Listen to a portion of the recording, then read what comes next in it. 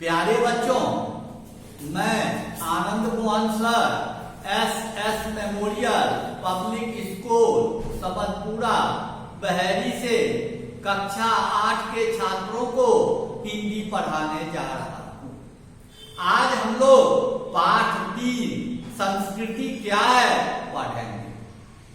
प्यारे बच्चों, इस पाठ से संबंधित जितने भी कठिन शब्द हैं उसका मीनिंग मैंने बोर्ड पर लिख दिया है, आप लोग अच्छी तरह से देख लेंगे। आज का विषय है संस्कृति क्या है। संस्कृति आपके हृदय में विचार और संस्कार रूपी जो गुण छिपे हुए हैं उसी को संस्कृति कहते हैं। यह गुण आपके मन में, आपके हृदय में छिपा रहता है।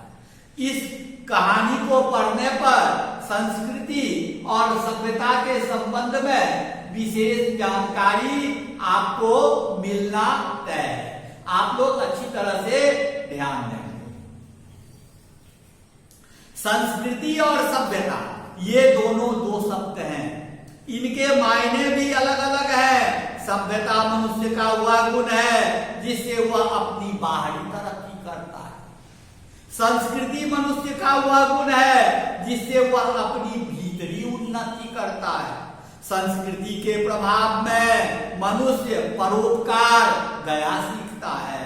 गीत, नाच, कविता, चित्र और मूर्ति से आनंद लेने की योग्यता हासिल करता है।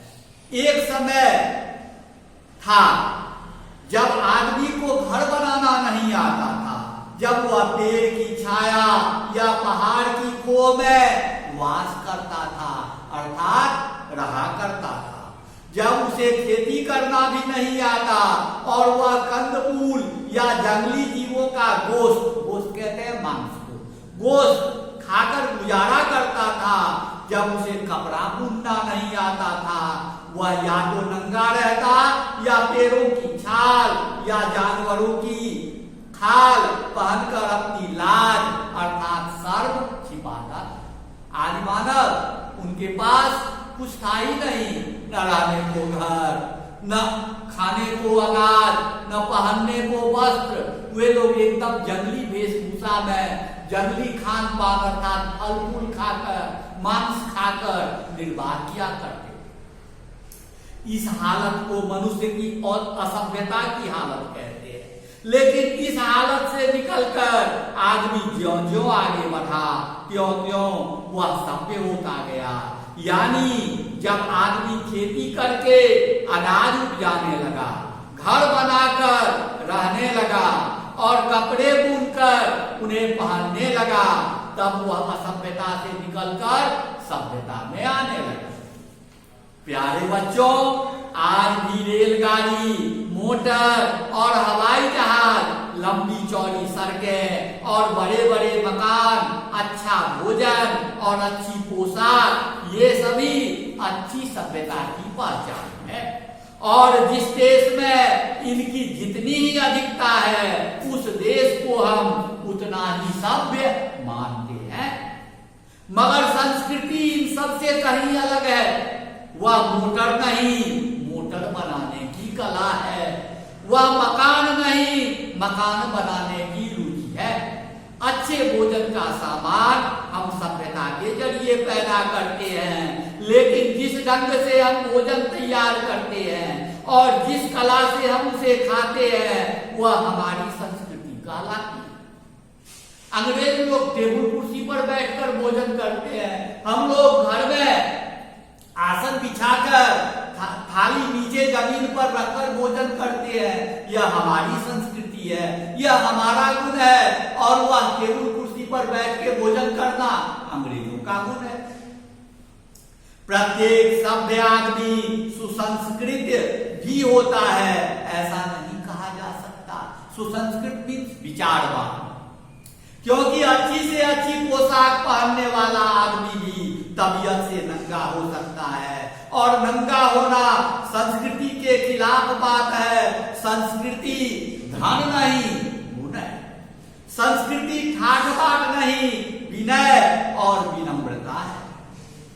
एक कहावत है कि सभ्यता वह है जो हमारे पास है, लेकिन संस्कृति वह गुण है जो हम में छिपा हुआ है। हमारे पास घर होते हैं, कपड़े लत्ते होते हैं, गाय भैंस बैल घोड़े हाथी मोटर और हवाई जहाज भी होते हैं, मगर ये सारी वस्तुएं हमारी सभ्यता के सबूत हैं, जिनसे यह जाना जा सकता है कि जिंदगी की मोटी और बाहरी सुविधाएं हमने कहां तक हासिल की है।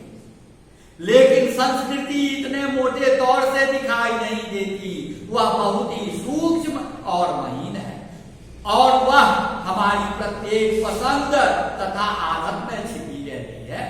मकान बनाना सभ्यता का काम है, लेकिन हम मकान का कौन सा नक्शा पसंद करते हैं यह हमारी संस्कृति बताती है। कपड़ा तैयार करना सभ्यता का काम है, लेकिन उसका रंग रूप कैसा हो यह हमारी संस्कृति बताती है।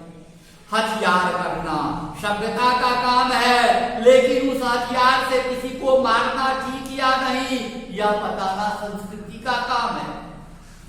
आज दुनिया में बड़े बड़े बम और दूसरे हथियार बन रहे हैं, क्योंकि सभ्यता के मामले में दुनिया बहुत आगे बढ़ गई है, लेकिन संस्कृति पुकार कर कह रही है कि इन बमों और हथियारों को काम में मत लाओ, क्योंकि इससे दुनिया बर्बाद हो जाए। एक बात और है कि आदमी के भीतर जो अच्छा विकार कहते हैं गंदगी को, दुर्गुण को, आदमी के भीतर जो अच्छा विकार काम क्रोध लोभ मद मोह और मत्सर है, वे प्रकृति के दिए हुए हैं, मगर ये विकार यदि बेरोक छोड़ दिए जाए तो आदमी इतना गिर जाएगा कि उसमें और जानवर में कोई भेद नहीं रह पाए। इसलिए आदमी इन विकारों पर रोक लगाता है और कोशिश करता है कि उसमें विकारों को बढ़ना नहीं घटना चाहिए, गुस्से को ज्यादा नहीं कम होना चाहिए, और लोभ मोह मद मत्सर को भी एक हद में रहना चाहिए। इन दुर्गुणों पर जो आदमी जितना ज्यादा काबू कर पाता है, उसकी संस्कृति भी उतनी ही ऊंची समझी जाती है। अर्थात काम क्रोध मद लोभ अहंकार इन सब दुर्गुणों को त्यागने पर दूर करने पर ही इंसान सच्चा इंसान बन सकता है। संस्कृति का काम आदमी के दोष को कम करना, उसके गुण को अधिक बनाना। आदमी भी एक तरह का जानवर ही है, लेकिन जानवर के गुण यानी पशुत्व को छोड़कर वह जितना ही आगे बढ़ता है, उसकी संस्कृति भी उतनी ही अच्छी होती जाती है। प्यारे बच्चों, संस्कृति का स्वभाव है कि वह आदान प्रदान से बढ़ती है। आदान प्रदान मीन्स लेन देन। जब दो देशों या जातियों के लोग आपस में मिलते हैं, तब उन दोनों की संस्कृतियां एक दूसरे को प्रभावित करती है। एक जाति का धार्मिक रिवाज दूसरी जाति का रिवाज बन जाता है, और एक देश की आदत दूसरे देश के लोगों की आदत में समा जाती है। इसलिए संस्कृति की दृष्टि से वह जाति या देश वह देश बहुत ही धनी समझा जाता है जिसने ज्यादा से ज्यादा देशों या जातियों की संस्कृति का विकास किया है। ऐसे देशों में भारत का नाम बहुत ही आदर के साथ लिया जाता है, क्योंकि यहाँ के लोग संस्कृति के मामले में बड़े उदार रहे।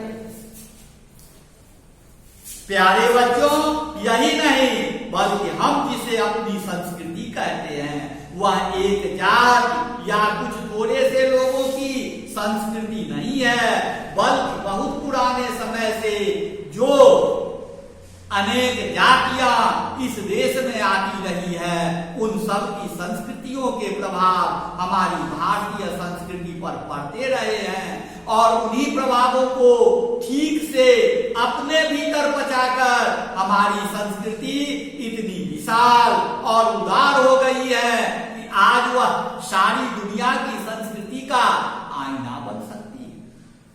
यह भी ध्यान देने की बात है कि भारतीय संस्कृति का जब जब किसी विदेशी संस्कृति से मिलन हुआ तब तब हमारी संस्कृति में एक नई ताजगी आ गई।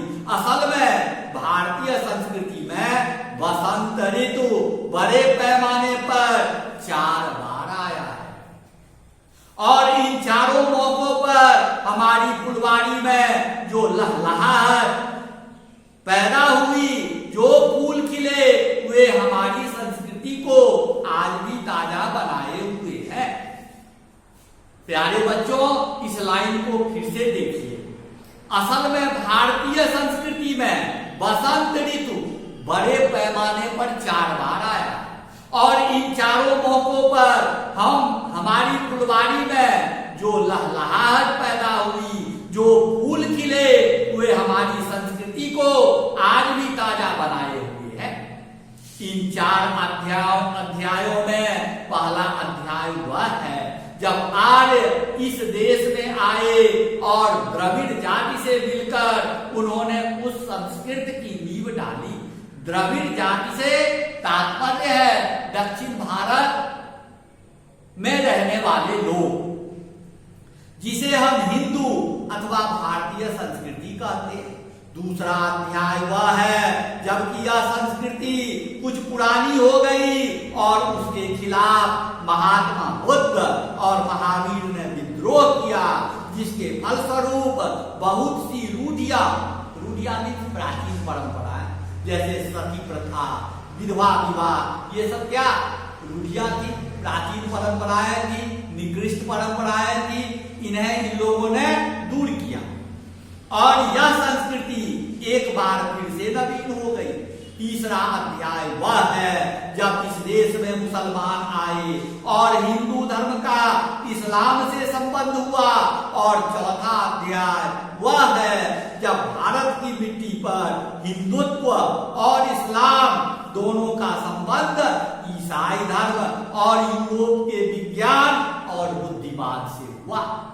प्यारे बच्चों, जितने भी कठिन शब्द हैं इसे आप लोग याद कर लेंगे और इस पाठ में जितने भी प्रश्नोत्तर हैं सब मैंने बना दिया है और आप लोगों को ऑनलाइन भेजा जा रहा है।